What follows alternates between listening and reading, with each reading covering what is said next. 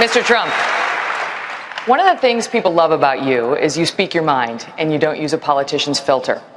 However, that is not without its downsides, in particular when it comes to women. You've called women you don't like fat pigs, dogs, slobs, and disgusting animals.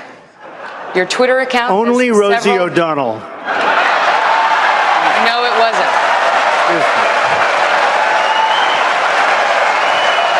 Your Twitter account...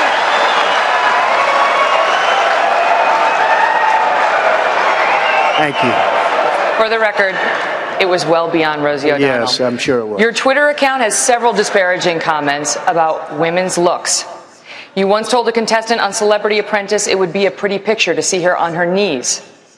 Does that sound to you like the temperament of a man we should elect as president? And how will you answer the charge from Hillary Clinton, who is likely to be the Democratic nominee, that you are part of the war on women? I think the big problem this country has is being politically correct. I've been challenged by so many people, and I don't frankly have time for total political correctness. And to be honest with you, this country doesn't have time either. This country is in big trouble. We don't win anymore. We lose to China. We lose to Mexico, both in trade and at the border. We lose to everybody. And frankly, what I say, and oftentimes it's fun, it's kidding, we have a good time, what I say is what I say. And honestly, Megyn, if you don't like it, I'm sorry. I've been very nice to you, although I could probably maybe not be based on the way you have treated me, but I wouldn't do that. But you know what? We need strength, we need energy, we need quickness, and we need brain in this country to turn it around. That I can tell you right now.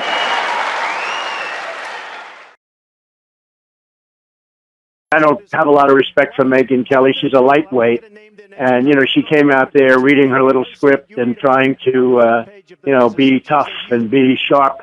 And when you meet her, you realize she's not very tough and she's not very sharp. She's Zippo. Well, I just don't respect her as a journalist. I have no respect for her. I don't think she's very good. I think she's highly overrated.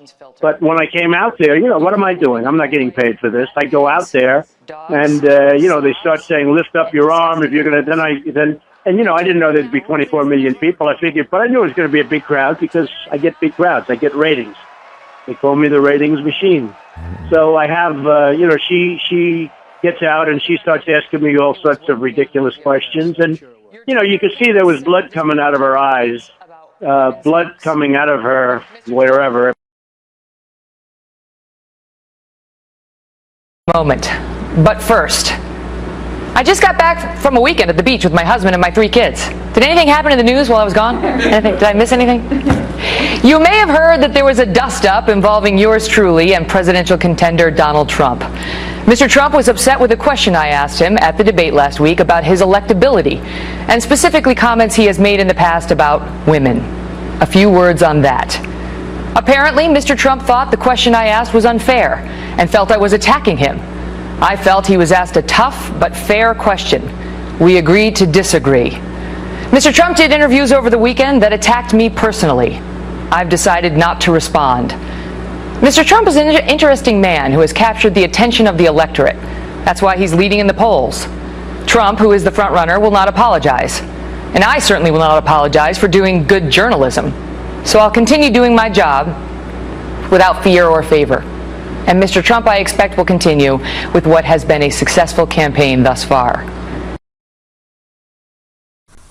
Under fire and firing back tonight, Donald Trump standing by insults he hurled at Fox debate moderator Megyn Kelly. So no apologies to Megyn Kelly? No, not at all. I said, look, she asked me a very nasty question. I have nothing against Megyn Kelly, but she asked me a very, very nasty question. On ABC's This Week, Trump defending his comments that set off a firestorm. Blood coming out of her wherever. Insisting to George he did not mean to imply anything inappropriate. I was referring to nose, ears. They're very common statements, and only a deviant would think of what people sits. The Republican frontrunner, with a recent history of controversial comments about immigrants and American POWs, now arguing he has no problem with women. I've always had a great relationship to the women. Women are tremendous. The woman at the center of it all? You've called women you don't like fat pigs, dogs, slobs.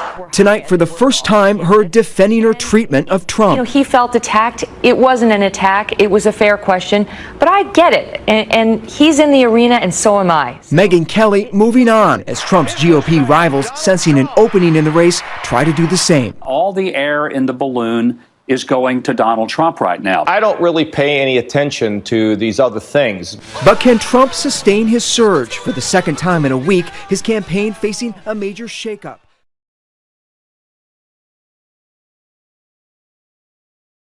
Some people have vision.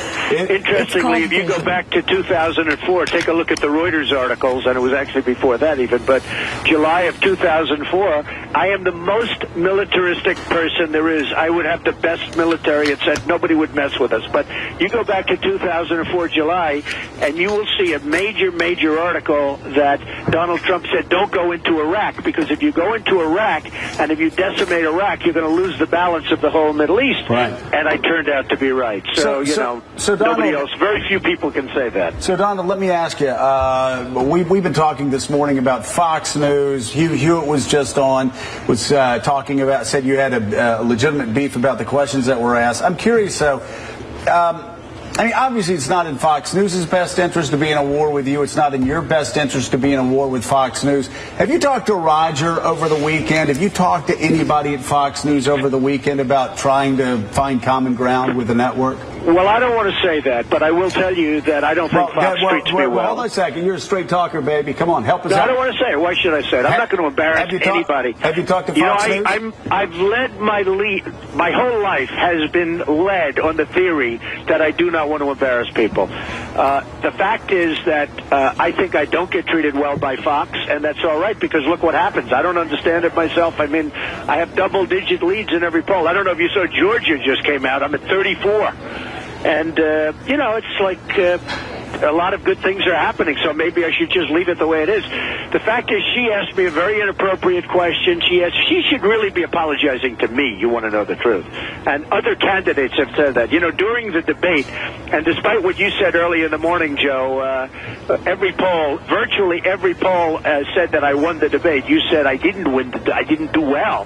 And I don't understand how you can say that, because I actually felt, and especially in light of the horrible questions that I was being asked, they didn't ask me about jobs. They didn't ask me about the economy. Well, Donald, I also said that. I mean, I said you weren't asked to ask a policy question, and that's why I was wondering if you all are talking and they're trying to.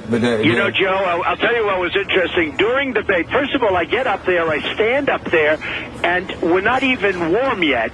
I mean, literally, it's 2 seconds in, Brett Baer gets up and he starts saying about raising of the hand, about third-party stuff. Right. And I'm saying, I can't believe it. We haven't even gotten to our lecterns yet. And they're doing that. So that was number one, which people forget about. But that was totally inappropriate, because that whole question was aimed at me. Then Megyn gets up and starts talking gibberish and a stupid question. And, this whole thing happened because the question was really a very unfair one. And by the way, if you want to call them the candidates, came up to me at that intermission and said, boy, that was unfair what they did to you. And everybody felt that. But yes, and that was when I gave the Rosie O'Donnell answer, and the place went crazy. That was during her question. The place went crazy. And Joe, she got very angry. You could see there was anger spewing out of her eyes, and this is what I was talking about, blood pouring out of her eyes. And then I went on a little further, and then I said, you know what, this was at later on. Then I went on a little bit further, and I didn't even finish my statement. That's the amazing thing, because I would have said nose and ears, because it's a very common thing when you say blood pouring out of the nose, the eyes, the ears, and I was going to, but then I wanted to get on to jobs or whatever we were talking about, so I didn't actually even finish the statement. The next morning I wake up and I hear this total lightweight, Eric Erickson from Red State, who, by the way, has the worst tweets. He makes my tweets look, I mean, this guy, you talk about inappropriate.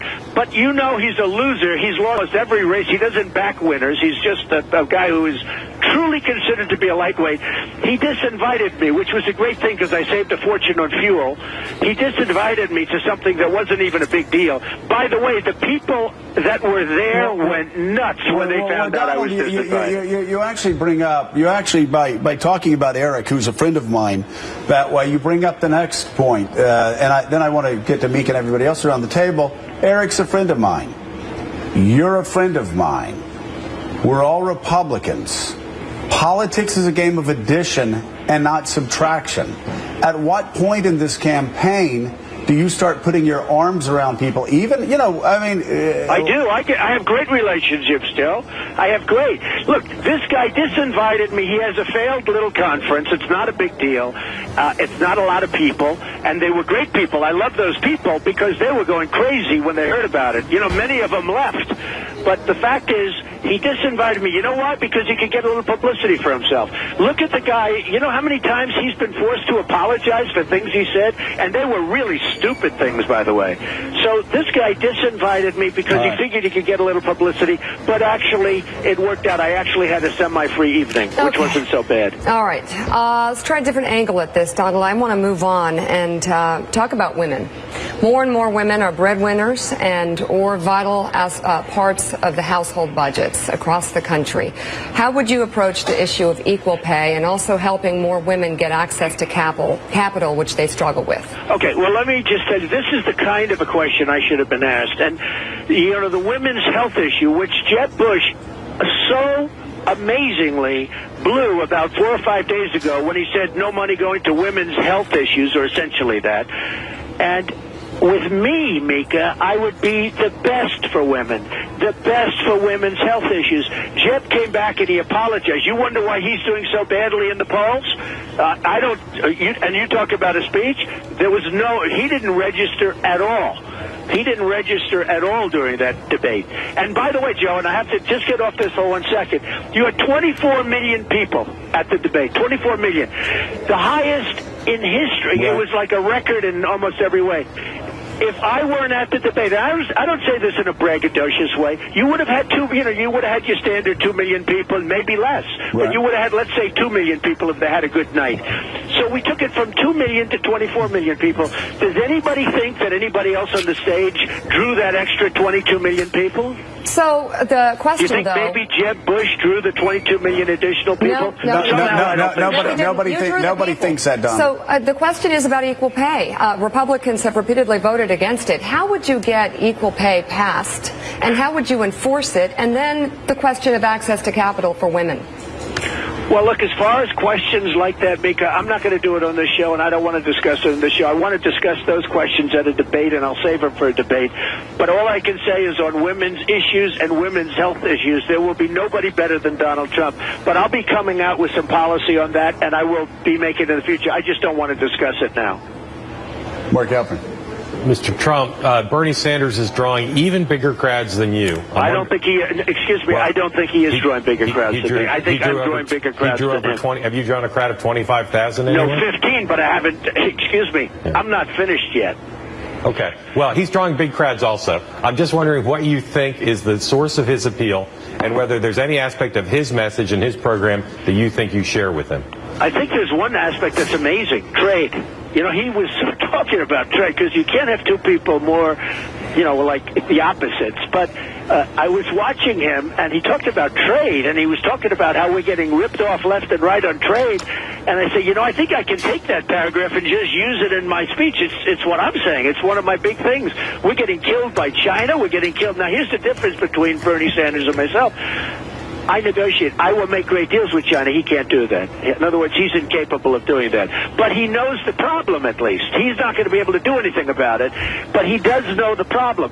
And if you look at his words on trade and my words on trade, man, I was just looking at it yesterday, actually. I said, that's pretty close, you know. So in terms of that, we're very close. And he's struck a nerve. You know, they're putting us together. He has struck a nerve on the other side. And I've struck, I think, an even bigger nerve on the Republican side and the conservative side, and it's been amazing. I mean, the response I've had is amazing. And I guess they just announced a new poll that my numbers actually went up. So that's good. Donald, it's Richard Haas. Let's continue with policy for a second. Did you ever think about being a stripper? Ever in your life? No, and I don't think I'd be very good at it. You don't? No. Would you ever get implants? I don't think so. Those are real breasts. Yeah, these are real. I mean, they don't look fake, please. Wow. You know what's funny is when I got pregnant... You're a C cup, aren't you? You are. My husband calls them killer bees. Oh, they're bees. Yeah. They look like C's to me, don't they? Tell her where that bra store is. They'll upgrade her. Goodness. They'll make her a D, I'm sure. Did you ever Well, feel it's funny pressure? we used to call them the killer bees, and then when I got pregnant, they became swimming seas, and Doug was frolicking in the ocean. Really? So you and Doug still have a good sex life? We have even after the baby, you know that's a real issue. Well, there's a certain period of time where that's not possible. You know, after you have the baby, you're off limits for a while. After the baby, you had sex during your pregnancy? Some guys don't. There were no issues. Really? There were no issues. Yeah. I mean, even in the third trimester? In the even final? in the third trimester. Yeah. You had sex? That's all I'm going to say. But yes. Wow. We never had any trouble in that department. No kidding. Husband's a real man. You know, I have to say, I don't know. I think it's Dr. Phil says that when the sex is bad, it's 95% of a marriage. When it's good, it's 5% of a marriage. And for us, it's 5% of the marriage. When you make love to if your husband had been small, physically, I'm talking about his penis, would you not have married? Like, was that important to you?